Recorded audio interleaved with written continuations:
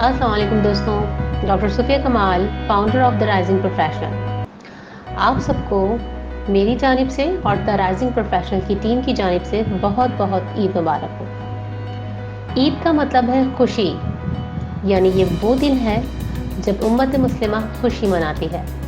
इस खुशी के मौके पर अल्लाह के हुजूर शुक्राना अदा किया जाता है, गिले शिकवे दूर होते हैं, दोस्त अहबाब गले मिलते हैं, एक दूसरे के घर जाते हैं, सेवइयाँ बनती हैं, मुख्तलिफ इक़साम के पकवान बनते हैं, दावतें होती हैं, बुज़ुर्गों बड़ों बच्चों की महफिलें सजती हैं, बड़े अपने छोटों को ईदी देते हैं। लेकिन ये कैसी ईद है जहाँ हम गले मिलना तो दरकिनार, एक दूसरे से हाथ भी नहीं मिला सकते, हम अपने बुज़ुर्गों से नहीं मिल सकते, दोस्त के घर नहीं जा सकते, शीर ख़ुरमा नहीं खिला सकते, ईदी लेने या देने किसी के घर नहीं जा सकते, किसी बुजुर्ग से सर पर दुआओं के साथ हाथ नहीं रखवा सकते। ये निहायत ही संजीदगी के साथ सोचने का वक्त है कि आया हम सब से बतौर इंसान ऐसी कौन सी गलतियां सरजद हुई कि ये नागिहानी आफत सर पर आन पड़ी।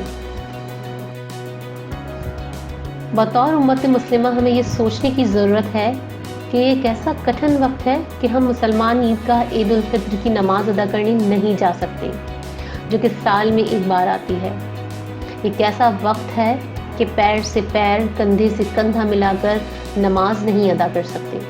एक ऐसा वक्त है कि मरीज़ की अयादत को नहीं जा सकते। एक ऐसा वक्त आन पड़ा है कि अहबाब अपने अजीज़ों के जनाजे में नहीं जा सकते, उन्हें कंधा नहीं दे सकते।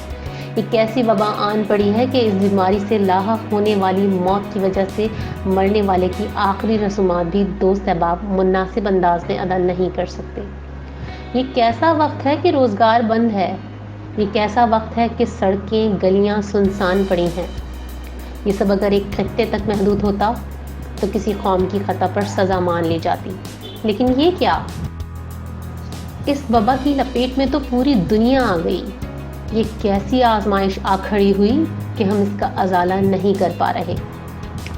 कुछ लोगों के नज़दीक ये अल्लाह की नाराज़गी है, कुछ लोगों के नज़दीक कुदरती आफत और कुछ लोगों के नज़दीक साजिश। बहरहाल जो कुछ भी है, ये सोचने और तदबीर निकालने का वक्त है।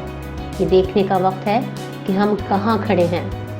इस सूरत हाल से कैसे निकला जा सकता है, इसको महज वक्त गुजारी के बजाय इस आफत के टलने के बाद के मुरतब होने वाले असरात व मसाइल का तयन करने और इसकी तदबीर करने का वक्त है। बिलफर्ज हम अपने मेडिकल सिस्टम को ले लेते हैं, ज़रूरी पैदावार या कारोबार को ले लेते हैं। हमें ये सोचना है कि हम क्यों पीछे हैं, हमने ऐसा क्या नहीं किया जिसकी वजह से हम सब खाली हाथ बैठे हैं, हम क्यों इमदाद के मुंतज़िर हैं। हम तो वो कौम है जो दूसरों की मदद का जज्बा रखती थी और तारीख़ इस बात की गवाही भी देती है। तो हमसे आज क्या गलती हो रही है कि हम भीड़ में जानवरों की मानिंद खड़े हैं। ये वो वक्त है कि जब हम सबको सोचने और कुछ करने का कुदरत से एक मौका मिला है कि आज भी अपने आप को बेहतर बनाने, ऐसी तदाबीर इख्तियार करने जिनसे मुस्तक़बिल के ख़तरात को दूर किया जा सके और ऐसी आफतों से निमटने के अवामिल पैदा किए जा सके। यही वो वक्त है कि जिस वक्त हमें सोचना है कि हम सबको किस तरह इस मुश्किल वक्त में कैसे कदम जमाने हैं, इस दलदल से खुद को और इर्द गिर्द के लोगों को कैसे निकालना है। बिलफर्ज अगर ये अल्लाह की नाराज़गी है तो हमें कहाँ खुद को दुरुस्त करना है, और अगर ये कुदरती आफत है तो वो कौन से मुनासिब इक़दाम हैं जो हमें करने चाहिए। और अगर हम इसको साजिश मान लेते हैं तो हमें मुस्तक़बिल में ऐसी साजिशों का मुकाबला करने के लिए कैसी तदाबीर इख्तियार करनी है। हमारी आदत रही है कि हम अपनी गलतियों पर पर्दा डालते आए हैं। जैसे हाल ही में होने वाले PIA के हादसे को देख लें कि वो सब मुसाफिर अनजान थे कि जिस जहाज़ पर वो परवाज़ कर रहे हैं वो उनको आखिरी आरामगाह पर ले जा रहा है। इस वाक़े को ही सबक बनाकर अपनी बुनियादें सही कर लें। इससे हमने अपने किए गए वादों को पूरा नहीं किया, अपनी जिम्मेदारियों से चूक गए।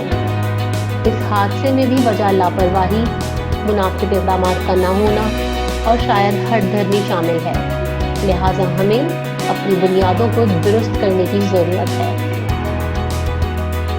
زندگی یوں ہی کمال دکھاتی رہے گی، ہمیں صرف اپنے الفاظ، اپنے ارادوں، وعدوں اور باتوں کو سچ ثابت کرنا ہے۔ ہر فرد کو ایک قوم کی حیثیت سے انفرادی طور پر اپنا کردار ادا کرنا ہوگا۔